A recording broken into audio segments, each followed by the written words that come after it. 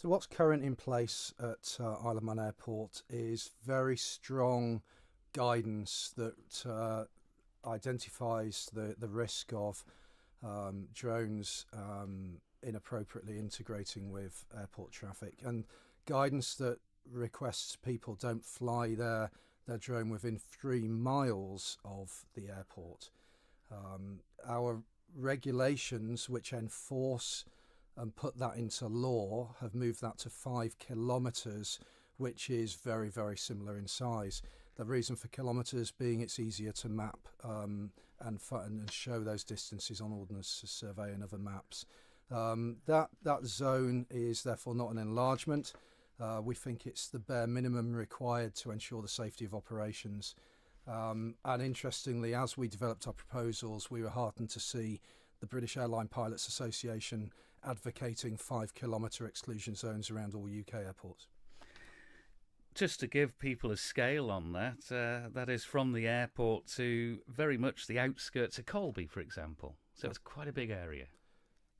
Considering the amount of open space in the beautiful island we live in and the opportunity to fly drones away from congested areas and airports, we don't think that's excessive. First and foremost, the safety of the public needs to be protected. And just to further highlight that the size, the lateral distance is decided on to make sure that an aircraft doing a standard arrival, departure, climb, descent to from the airport would not be faced with a drone within that area. So it's the range decided on for the normal climb descent profile, such that there should be appropriate safeguards in place for the travelling public. We have other exclusion zones at different times of the year, particularly when we've got motor racing on around the mountain course. And there was an incident during the past year, wasn't there, of a drone? And I think the person realised that they could be in trouble. Yes, we were very heartened by the reaction of the general public, both residents of the Isle of Man and visitors to TT, who quite rightly support the restrictions we put in place to protect the riders, to avoid distraction, and the aviation activity that legitimately supports and promotes the TT races and the festival.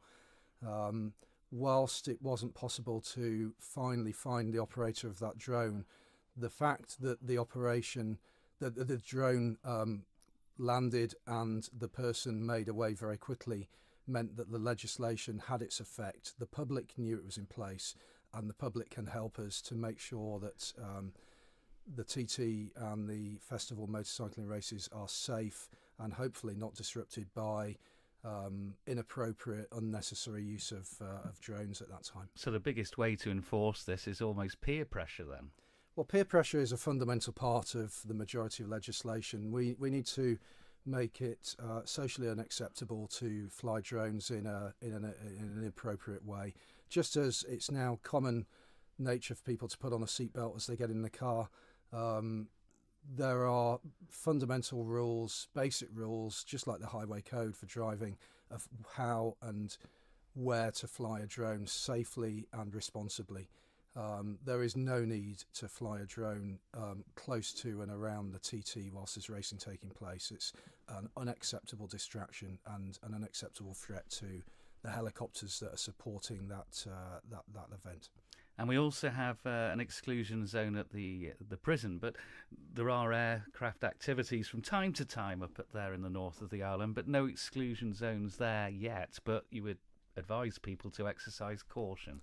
The prison exclusion zone at the request of DHA is purely around the perimeter of the prison site itself.